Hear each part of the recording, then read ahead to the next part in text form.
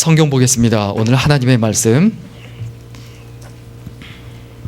신명기 8장 7절에서 10절까지입니다. 신명기 8장 10절에서 7절에서 10절까지입니다. 신명기 8장 7절에서 10절까지 우리 한 목소리로 같이 읽겠습니다. 시작. 내 하나님 여호와께서 너를 아름다운 땅에 이르게 하시나니 그것은 골짜기에든지 산행지에든지 시내와 분청과 샘이 흐르고 밀과 보리의 산지요 포도와 무화과와 석류와 감람들의 나무와 꿀의 소산이라. 너의 먹는 식물에 결핍함이 없고 내게 아무 부족함이 없는 땅이며 그 땅의 돌은 철이요 산에서는 동을 캘 것이라. 내가 먹어서 배를 불리고 내 하나님 여호와께서 옥토로 내게 주셨음을 인하여 그를 찬송하리로다. 아멘. 오늘은 현실과 영광이란 제목으로 우리 함께 하나님의 말씀 생각하겠습니다. 예수 믿는 사람은 이 땅에서 부끄러운 삶을 살아가면 안 됩니다. 사람에게 욕먹는 삶을 살아가면 안 됩니다. 가족에게 욕 얻어먹고 손가락질거리 되면 안 됩니다. 예수 믿는 사람은 어딜 가나 칭찬받고 인정받고 자랑스럽고 하나님의 자랑거리가 되어서 살아가야 합니다. 내 삶이 그 삶이 되도록 간구하는 믿음의 종들 될 수 있기를 간절히 축원합니다. 다른 가족이 없이 혼자 사는 사람들을 다양하게 표현하는데 그 첫 번째 표현이 있습니다. 그 표현이 뭐냐면 1인 가구입니다. 혼자 사는 사람들. 요즘 그 1인 가구가 점점 많아져요. 그 다음에 싱글족이란 표현이 있어요. 싱글족. 이 싱글족, 돌싱이 있죠. 결혼했다가 헤어지고 다시 돌아온 싱글이 된 그 돌싱족이 있고, 혼자 처음부터 사는, 결혼 한 번도 해본 적이 없는 싱글족이 있습니다.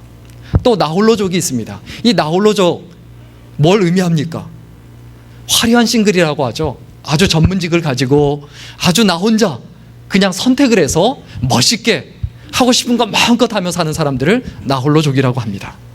그리고 이 1인 가구이긴 하지만 노인인 경우, 나이가 많은 노인인 경우는 뭐라고 말합니까? 좀 별로 말하고 싶지 않죠. 독거노인이라고 하죠. 독거노인. 이 1인 가구가 오늘날 점점 문제가 돼요. 왜 문제가 되냐? 1인 가구 중에 임차 가구라고 하죠. 임차 가구. 자기 집이 아니고 남의 집에 새 들어 사는 비율이 50%나 돼요. 몇 퍼센트가 된다고요? 50%. 그리고 그거는 한국에 있는 경우를 물론 말씀드리는 거지만 한국 전국의 그 통계고, 서울에만 통계를 냈을 때는 1인 가구 중에 새를 살고 있는 사람들의 비율이 83%예요. 7명, 10명 중에 8명이 넘는 그 수치가 자기 집이 없이 남의 집에 새 들어 사는 사람들이라는 거죠. 그리고 1인 가구에 또 문제점이 있는데 삶의 질이 굉장히 떨어져 있어요. 왜냐하면 너무 가난하거든요. 1인 가구 중에 50%가 직업이 없어요. 무직이에요. 그리고 절대 빈곤율이라고 하죠. 아주 바닥계층에 사는 절대 빈곤율이 다인 가구의 4배에 달합니다. 혼자 사는 사람이 여러 명이 같이 사는, 가족을 이뤄서 사는 사람보다 4배, 절대 빈곤율이 4배가 높다는 거예요. 그리고 당연히 겉으로 보기에는 화려할 수 있지만 이 혼자 사는 사람들이 외로움에 몸부림칩니다. 사람은 절대로 외로움에 적응하지 못합니다. 사람이 없이는 못 살아요. 외로움에 적응했다. 뭘 의미합니까? 정신병자가 됐다는 걸 의미합니다. 정상적인 사람은 절대로 혼자 살 수가 없어요. 그래서 사람을 사회적 동물이라고 하죠. 그래서 혼자 살기 때문에 당연히 다가오는 게 뭡니까? 점점 자살률이 높아져요. 그리고 범죄율이 증가해요. 1인 가구가 점점 늘어나요. 그리고 더 문제가 뭐냐? 이 1인 가구가 점점 늘어난다는 거예요. 현재 한국의 1인 가구는 500만 가구라고 해요. 이 500만 가구가 어느 정도냐? 전체 한국에 있는 가구 수가 2천만 가구인데 그 중에 4분의 1에 해당한다는 거예요. 다시 말하면 4집 중에 한 집이 1인 가구라는 거예요. 혼자 살고 있다는 거죠.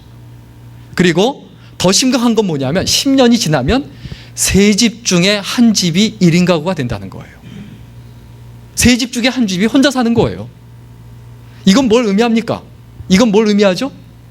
이건 내 얘기라는 거예요. 남의 얘기가 아니고 내 얘기라는 거예요. 왜냐하면 내가 1인 가구가 될 수 있고, 그리고 내 부모님이나 내 형제나 그리고 나와 가까운 사람이 1인 가구가 앞으로 될 수 있다는 걸 의미해요. 이 1인 가구의 문제는 남의 문제가 아니고 누구의 문제다? 내 문제가 된다. 강릉에서 60대 할머니와 생후 10개월 된 손자가 사망한 지 15일 만에 발견이 됐어요. 60할머니하고 10개월 된 손자하고 같이 사는데 그 할머니가 화장실 앞에 쓰러졌어요. 그런데 아무도 돌다보지 않으니까 거기서 그냥 사망하고, 그 아기는, 10개월 된 아기는 얼마나 애가 울었겠어요. 그렇게 애가 우는데, 강릉의 그 도심에 살았어요. 그렇게 애가 우는데 아무도 돌아보지 않아서 어떻게 됐다고요? 굶어 죽었어요. 10개월 된 애가 굶어 죽었어요. 참, 주변에서 친인척들이 조금만 관심을 가져서도 그렇게 15일이나 방치하는 것, 그 이전에 그렇게 죽는 것은 있지 않았다라는 거죠. 이게 남의 이야기가 아니지 않습니까? 임종을 지켜보는 사람이 없이 혼자 죽는 것을 뭐라고 하냐면 고독사라고 합니다. 혼자 죽는 걸 뭐라고 한다고요? 고독사. 그런데 오늘날 고독사에 대한 통계가 없어요. 학문적인 통계가 없어요. 그런데 이 통계가 없지만은 무연고, 아무런 친척이나 주변의 사람 없이 자기 혼자 죽는 사람, 무연고자가 있어요. 그 사람 통계 수치가 있는데, 무연고 사망자 통계 수치가 있는데, 무연고 사망자 하면 보통 노인이 그럴 것이다, 노인이 그렇게 됐을 것이다 이렇게 생각하는데 그렇지 않습니다. 그 무연고 사망자 중에 65세 이상이 18.9%예요. 18.9%. 무연고 사망자 중에 몇 세 이상이요? 65세 이상이 18.9%고, 그 다음에 40세에서 65세까지, 여기 계신 분들 대부분이 해당하죠? 거의 대부분이 이 연령층에 해당하죠? 70%가 40세에서 65세 사이라는 거예요. 절대 이것은 남의 문제가 아니다. 그래서 사람은 혼자 죽는 것에 대한 두려움이 있습니다. 아무도 없이 자기 혼자 죽는다. 자기 임종을 지켜보지 않고. 이런 고독사의 문제가 점점 심각해지고 있어서 한국에서 이 1인 가구를 위한 방지를 위한 두 가지 운동을 하고 있습니다. 하나는 뭐냐면 고독사 방지 운동이죠. 1인 가구를 위해서 고독사 방지 운동을 벌이고 있고, 그래서 혼자 사는 사람들을 찾아다니며 엔딩 노트라고 하죠. 유언장이 아닙니다. 누구한테 남길 사람이 없으니까 엔딩 노트, 내가 죽은 다음에 화장해 주세요, 뭐 이런 걸 기록하는 거, 내가 남은 거 이런 거 있으면 이거는 어떻게 해주세요. 법적인 효력은 없지만 죽었을 때 어떻게 처리할지를 적는 것, 그걸 엔딩 노트라고 합니다. 그걸 적게 하고 비상 연락망을 만듭니다. 그리고 사람을 정해줘서 정기적으로 그 집을 방문하게 하는 이런 일을 합니다. 그리고 또한 한 가지 운동, 다른 한가는 뭐냐면 사회적 가족 만들기. 혈연으로 연결이 돼 있는 게 아니라 그냥 연결해서, 서로 간에 연결해서 혼자가 아니라 그 1인 가구 연합을 만들어서 그 사람들끼리 하나의 가족을 이루는 거예요. 우리 교민사회도 1인 가구가 점점 늘어나고 있습니다. 통계가 없다 뿐이지 점점 늘어가고 있어요. 혼자 되신 분들, 외로운 분들. 그러면 어떻게 해야 됩니까? 서로 돌아보고 관심을 가져야 되죠. 또 교민사회에서 점점 늘어나는 가구가 있어요. 1인 가족인데 1인 가구는 아닌데 1인 가구나 마찬가지예요. 뭐냐 하면 같은 한 집에 사는데 그냥 룸메이트예요. 남편은 남편인데 이름만 남편이고 남편이 아니에요. 아내는 아내인데 아내가 아니고 그냥 서로 대화도 안 하고 말도 안 해요. 한 집에 그냥 그렇게 사는 거예요. 그냥 집세만 서로 나눠가면서 그냥 내는 거예요. 그리고 또 남인데 다른 사람하고 같이 그냥 룸메이트 두며 살아가는 거죠. 심지어 부모와 자식 간에도 그렇게 사는 가족들이 이 교민사회에 점점 늘어나고 있습니다. 여러분, 우리라는 말을 어떻게 생각하세요? 우리라는 말 굉장히 중요한 말입니다. 나도 아니고 너도 아니고, 이 우리라는 말은 뭐냐 하면, 우리라는 말을 사용하려면 내가고 너고 너가 네가고 나다라는 것, 이게 우리죠. 가족은 우리예요. 우리라고 말할 수 있어야 돼요. 우리라는 말이 뭐라고요? 내가고 너고 네가고 나다. 이렇게 말할 수 있어야 돼요. 서로 남이 아니라는 거예요. 혈연에 국한된 것이 가족이 아니라 이웃이 곧 나의 가족이고 우리의 이웃이다. 오늘날 사회에 그것이 반드시 필요합니다. 우리의 치명적인 문제가 있어요. 작은 우리에는 강해요. 자기 가족, 나하고 친한 사람, 가족 중에서도 나하고 친한 사람, 그 사람하고는 똘똘 뭉쳐요.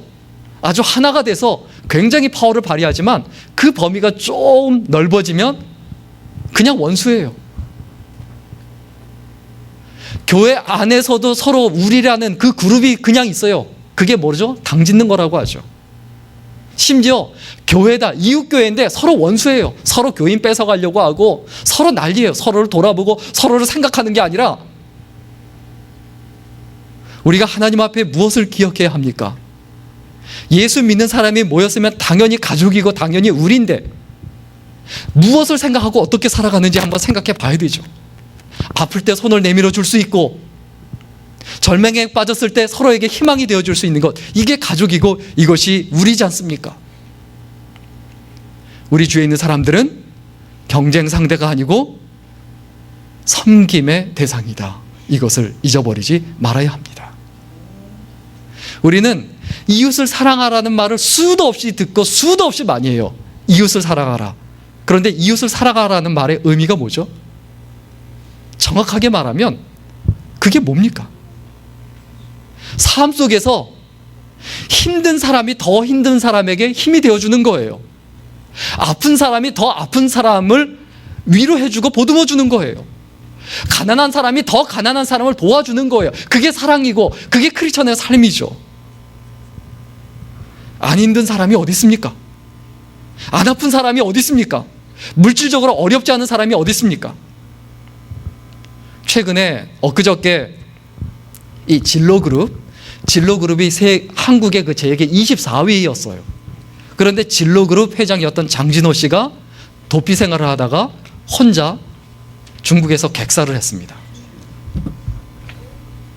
재계 24위였고 부자면 뭐예요? 도피 생활을 하고 횡령 때문에 그렇게 살다가 비참하게 죽었는데 부자가 물질적으로 어려워지면 더 감당하기 힘들어요. 가난한 거 복인 줄 믿으시기를 주의 이름으로 간절히 축원합니다. 네. 부자가 돼봤어야 알지.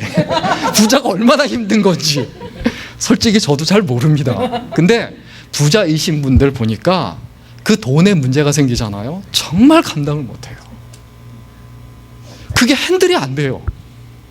그런데 없는 사람은 어떻습니까? 에이, 어차피 없는데 뭐. 그래서 나오는 게 뭡니까? 저도 그 말입니다. 에이, 배째라. 나는 어차피 없다. 미국이 얼마나 좋습니까? 없으면 아이고 배째라, 나 없다. 여러분, 우리의 삶에서 오늘 성경에서 있는 그 말씀을 기억하며 오늘날 부활이 무엇인가, 이걸 생각해 봐야 합니다. 부활은 두 가지가 있습니다. 하나는 뭐냐면 종말의 부활이에요. 무엇의 부활이라고요? 정말 마지막 날에, 이걸 다른 말로 영원한 부활이라고 합니다. 이것은 어떤 부활입니까? 예수님이 이 땅에 다시 오실 때, 세컨 커밍, 재림하셨을 때 그때 있게 될 부활, 종말의 부활이라고 합니다. 기독교는 부활의 종교입니다. 그런데 그 부활이 예수님이 다시 오셨을 때 그때만 부활이 있습니까? 또 다른 부활이 있습니다. 그게 뭔지 아세요? 나눔의 부활입니다.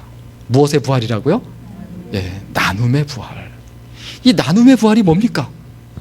이 땅에서 부활인데, 나눔의 부활은 내가 가지고 있는 것을 다른 사람들과 나누는 거예요. 그래서 다른 사람의 생명을 살리고 다른 사람들한테 희망을 주고 다른 사람한테 행복을 주고 절망에 빠져 있고 고통에 빠져 있고 괴로움에 빠져 있는 사람을 껴안아 주는 것, 이것이 나눔의 부활이다. 이것을 믿으시기를 주의 이름으로 간절히 축원합니다. 기독교는 나눔의 종교입니다. 사랑의 종교다. 무슨 말입니까? 나눔이 있어야 된다는 거예요.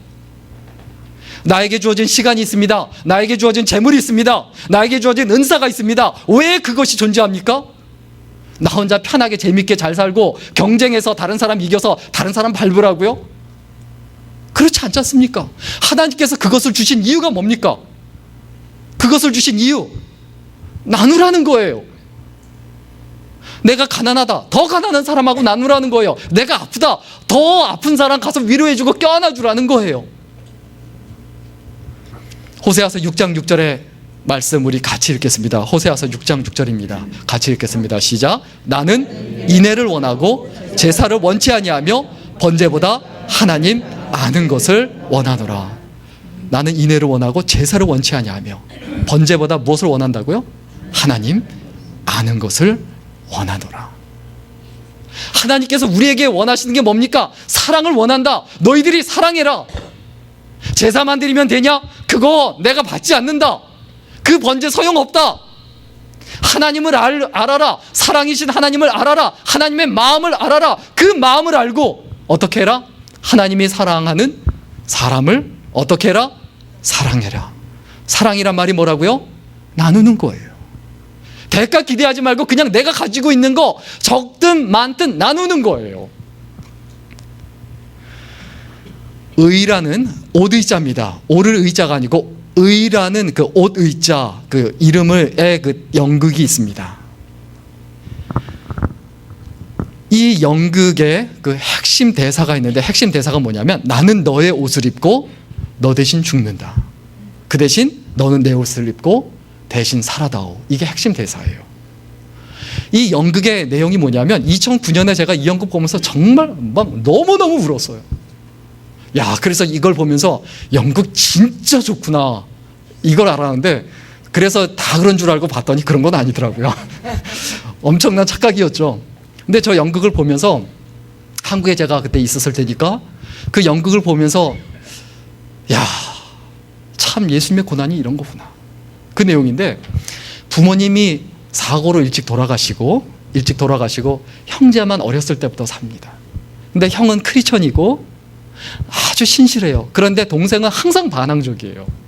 교회에 가기는커녕 그냥 폭력적이고 다 때려 부수고 누가 시비 걸면 그냥 싸우고 항상 술 먹고 직업도 없이 그렇게 살아가요. 그래서 형이 자기 동생을 위해서 늘 기도하고 새벽 예배도 다니고 참 애를 쓰고 그리고 고생을 하고 노력을 해요. 그런데 이 동생이 바뀌질 않아요. 어느 날 이 새를 들어 사는데 이 동생이 새를 사는데 집주인이 집세 올려달라고 하는 거예요. 안 올려주면 나가라고 하는 거예요. 근데 그 돈이 굉장히 큰 돈이에요. 그러니까 그 돈 마련한다고 가서 어딜 가냐? 이 조직폭력배 두목에게 갑니다. 좀 이 돈을 좀 빌려달라고. 그러니까 뭐 빌려주겠다라고 하면서 자기 편에서 이렇게 있게 해요. 그 다음에 어떻게 했느냐? 그 조직폭력배 두목의 내연녀가 있어요. 그 내연녀를 보내서 은근히 사귀게 만들어요. 사귀게 만든 다음에 내연녀를 이용해서 이 동생을 이 방황하던 이 동생을 속입니다. 어떻게 속이냐? 철거민들 대표로 뭐 충동해서 데모를 하게 하는데 거기서 제일 앞장서서 흥분하게 하고 그리고 정경들과 싸우게 해서 정경을 죽이게 만들어요. 그 전투경찰. 결국 그 앞서서 철거민들 제일 앞에서 전투경찰들과 싸우다가 한 명을 죽입니다. 그런데 그 상황이 함정을 파놓은 거였고 그리고 그 내연녀를 통해서 자기한테 거짓말을 해서 자기가 그렇게 됐다는 걸 알고 화가 나서 그 조직폭력배 두목이 있는 그 사무실로 갑니다. 가니까 거기서 낄낄거리고 그 내연녀하고 조직폭력배 내연녀하고 조직폭력배 두목이 거기 있는 거예요. 그 자리에서 그냥 칼로 둘 다 찔러 죽입니다. 근데 죽이고 나니까 공포가 생긴 거예요. 사람을 3명이나 죽였어요. 덜덜덜 떨고 있는데 거기서 형이 찾아옵니다. 형이 동생을 찾으러 거기 와요. 사람을 죽인 그 모습을 보고 뭐라고 말하냐면 야, 나는 죽을 준비가 됐지만 너는 죽을 준비가 안 됐다. 옷 벗어라. 네 옷 벗고 내 옷 입어라. 그리고 도망가라. 그래서 신발 벗기고 옷 벗겨서 도망가게 하고 자기 지문을 다 묻힙니다. 칼에다도 묻히고. 그리고 나서는 그 형이 대신 잡혀서 결국 몇 개월 있다가 사형을 당합니다. 죄책감 때문에 그 동생이 막 괴로워하고 너무너무 막 힘들어하고 있는데 형이 죽기 전에 보낸 편지가 도착을 해요. 그 편지의 내용이 뭐냐 하면 그 편지의 내용이 나는 너의 옷을 입고 대신 죽는다. 너는 내 옷을 입고 내 대신 살아다오. 그래서 그 동생이 어떻게 살았을까요? 형의 옷을 입고 착하게 선하게 죽을 때까지 살았겠죠. 예수님께서 우리에게 하신 부분이 바로 그 희생과 그 헌신이 바로 그런 거예요. 사람들과 목숨까지도 나눌 수 있는 것, 그게 진정한 나눔이지 않습니까? 우리의 삶에서 죽기까지 우리를 위하여 복종하신 그 예수 그리스도의 그 나눔을 기억하는 믿음의 종들 될 수 있기를 주의 이름으로 간절히 축원합니다. 한 사람만 더 오늘 소개하고 말씀을 마치려고 하는데, 여러분 잘 아는 사람일 거예요. 그 다음 사진 보시면요, 션이라는 친구와 젊은 친구인데 너무너무 존경스러워요. 그의 부인 누구죠? 정혜영. 어떻게 이런 거 잘하시는지. 부인 정혜영인데, 션이라는 저 친구가 참 간증을 많이 해요. 근데 간증을 좀 거의 다 봤어요. 근데 너무너무 참 감동적이고 그렇게 느끼는데, 이 션이라는 저 친구가 이런 간증을 하고 이런 이야기를 합니다. 2004년 10월에 이 세상에서 가장 아름답고 가장 눈부신 여인에게 프로포즈를 했다. 근데 그 프로포즈를 왜 했느냐? 너무 눈부시고 아름다운데 평생 동안 죽을 때까지 내가 저 여인을 행복하게 해주고 싶어서 프로포즈를 했다는 거예요. 그런데 그 아내가 되는 그 정혜영 씨가 그 프로포즈를 받아들입니다. 그래서 결혼을 하죠. 프로포즈를 받아들이자 그 순간 자기가 결심하고 각오한 거, 다시 한번 각오하고 결심한 게 있대요. 그게 뭘까요? 내가 진짜 목숨 걸고 내 아내를 행복하게 해줘야 되겠다. 여기서 제 마음에 드는 게 있어요. 마음에 찾아드는 것. 예수님도 우리에게 프로포즈를 하셨어요. 네가 내 프로포즈를 받아들여라. 네가 나를 받아들여라. 그러면 내가 너를 끝까지 죽어서도 책임지고 너를 행복하게 해주겠다. 여러분, 그 프로포즈를 받으시는 주의 종들 될 수 있기를 주의 이름으로 간절히 축원합니다. 예수님의 프로포즈가 있어요. 내가 무엇을 기억하고 살아갑니까? 그런데 이 정혜영 씨가 원래 예수 믿는 사람이 아니었어요. 그렇죠? 예수 믿는 사람이 아니었어요. 이 남편을 만나서 예수 믿게 됐어요. 그런데 남편을 만나서 예수 믿게 되고 정말 독실한 크리스천이 됐는데, 결혼한 지 2000일 되는 날에 자기 아내하고 소박하게 식사를 하면서 서로에게 좀 가장 행복했던 순간 5가지, 베스트 5를 말하자, 이야기하자라고 했대요. 그래서 자기가 이게 좋았고 저게 좋았고 뭐 프로포즈하는 순간, 그걸 받아들이는 순간 너무 좋았다, 행복했다, 그런 얘기를 합니다. 그리고 나서 아내 차례가 돼서 첫 번째, 두 번째, 세 번째, 네 번째 이야기를 하는데 5번째에 자기는 정말 놀랍고 충격을 받았대요. 5번째 행복한 걸 뭐라고 얘기하냐면, 당신을 통해 하나님을 만난 것이 내 인생에서 가장 큰 행복입니다 라고 고백하더래요. 여러분, 그 고백을 다른 사람에게 받으시는 주의 종들이 될 수 있기를 간절히 축원합니다. 여러분, 단 한 사람에게만이라도 그 고백 받아본 적 있으세요? 당신을 통해서 하나님을 만난 것, 예수 그리스도를 만난 것, 이것이 예수님을 알게 된 것, 이것이 내 인생에서 가장 큰 행복입니다. 여러분, 뭐가 행복이세요? 로또 맞은 거요? 10불짜리? 이야, 아싸 10불. 저는 뭐 평생 동안 로또를 사본 적이 없지만은, 우리의 인생과 기쁨이 기껏해야 로또 한 장 사는 거, 그거 조금 몇 장 맞는 거, 그렇게 내가 값싼 인생인가? 한번 생각해 봐야 합니다. 우리 오늘 본문 한 번 더 같이 읽겠습니다. 오늘 본문 말씀 굉장히 중요합니다. 오늘 본문 한 번 더 같이 읽겠습니다. 같이 읽습니다. 시작. 내 하나님 여호와께서 너를 아름다운 땅에 이르게 하시다니, 그곳은 골짜기에든지 산지에든지 시내와 분천과 샘이 흐르고 밀과 보리의 소산지요, 포도와 무화과와 석류와 감람 들의 나무와 꿀의 소산지라. 너의 먹는 식물에 결핍함이 없고 내게 아무 부족함이 없는 땅이며, 그 땅의 돌은 철이요 산에서는 동을 캘 것이라. 내가 먹어서 배불리고 내 하나님 여호와께서 옥토로 내게 주셨음을 인하여 그를 찬송하리로다. 이스라엘 백성들이 광야 생활을 하고 거기서 죽을 고생하고 먹을 것이 없고 옷 한 벌 갖고 살아가고 있는데 그때 하나님께서 하신 약속이에요. 이 오늘 성경 본문의 이 약속이 언제 이루어질까요? 나눔을 배울 때입니다. 나눔을 배울 때. 어디가 천국입니까? 자신의 것을 나누려고 하지 않는 천국은 없습니다. 자신의 것을 나누지 않는 가나안 땅은 절대로 없습니다.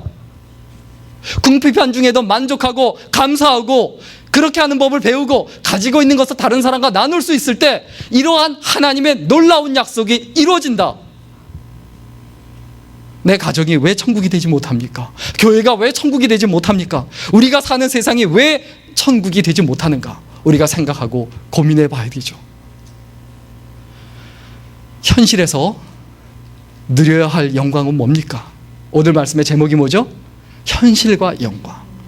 현실에서 누려야 될 우리들의 영광이 뭐냐? 경쟁에서 이기는 게 아니에요. 화려한 곳에 살아가는 것이 아니에요.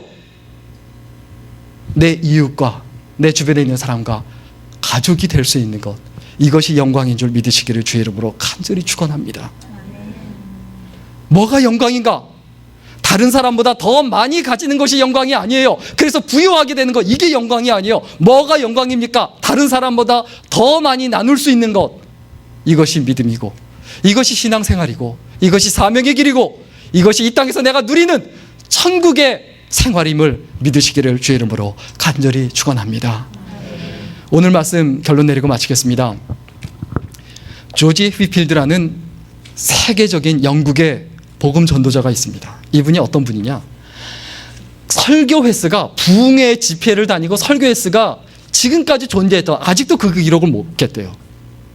가장 설교 횟수가 많았고 부흥 집회 인도 횟수가 가장 많았던 사람이 이 조지 휘필드라는 부흥사입니다. 이분이 비행기도 없던 시절에 배를 타고 대서양을 13번을 건너서 복음을 전하러 유럽으로 갔어요. 영국에서 유럽으로. 그런데 그 당시 배를 타려면 목숨을 걸어야 돼요. 목숨을 걸고 대서양을 이렇게 다니면서 18,000번이나 집회를 인도했어요. 18,000번 인도하려면요, 그냥 매일이 아니고 하루에 몇 번씩 인도해야 돼요. 이 조지 휘필드 목사님이 한 유명한 말이 있습니다. 나는 녹슬어 없어지기보다는 닳아서 없어지기를 원한다. 어떻게 없어지기를 원한다고요? 여러분, 가지고 있는 돈 사용 안 하고 재능 사용 안 하면요, 닳아서 없어집니까? 썩어서 없어집니까? 왜 대답을 안 하세요? 닳아서 없어집니까? 썩어서 없어집니까? 썩어서 없어집니다. 여러분, 썩어서 없어지는 인생 되지 말고 닳아서 없어지는 인생 될 수 있기를 주의 이름으로 간절히 축원합니다. 이 땅에서 누려야 될 부활은 뭡니까? 나눔이에요. 뭐가 부활이라고요? 나눔이 부활이에요. 나의 나눔을 통해서 한 사람이 예수께 돌아옵니다. 두 사람이 예수께 돌아옵니다. 세 사람이 예수께 돌아옵니다. 그리고 내 삶이 살아나는 거예요. 그리고 나는 죽어져도 내 다음에 다른 사람이 또 나눔을 통해서 다른 사람을 또 살리는 거예요. 그게 이 땅에서 우리에게 있어야 될 나눔이지 않습니까? 예수님은 이 땅에서 자신의 인생을 나누셨습니다. 자신의 땀을 나누셨고, 그 냄새나는 땀을 함께 나누고 함께 뒹굴고 사셨고, 자신의 피를 나누셨고, 자신의 가난을 나누셨고, 백성들의 가난과 함께하며 그 가난을 함께 나누셨고, 그리고 그 피를 나누셨고, 그 배고픔을 함께 나누셨어요. 함께 굶으셨어요. 그게 나눔이에요. 이러한 나눔을 통해서 수많은 사람들의 생명을 살린 분이 바로 예수 그리스도입니다. 우리의 인생은 나눔을 통해서 부활한다. 이것을 잊어버리지 말고, 바로 이것이, 나눔이 현실에서 우리가 누려야 될 영광이다. 이것을 반드시 기억하고 나눔의 부활을 누리기로 다시 한번 각오하고 결심하는 믿음의 사람 될 수 있기를 주의 이름으로 간절히 축원합니다. 기도하겠습니다. 살아계신 하나님, 한 번밖에 없는 인생인데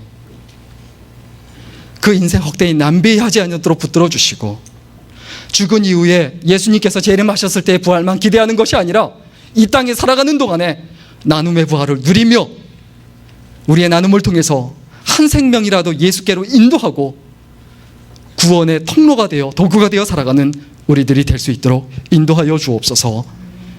이제는 우리 주 예수 그리스도의 은혜와 아버지 하나님의 무한하신 사랑과 성령님의 감동 감화위로 충만케 하심이 여기 모여있는 모든 귀한 하나님의 백성들, 하나님의 일꾼들 위해 이제로부터 영원까지 함께 있기를 간절히 축원합니다. 아멘.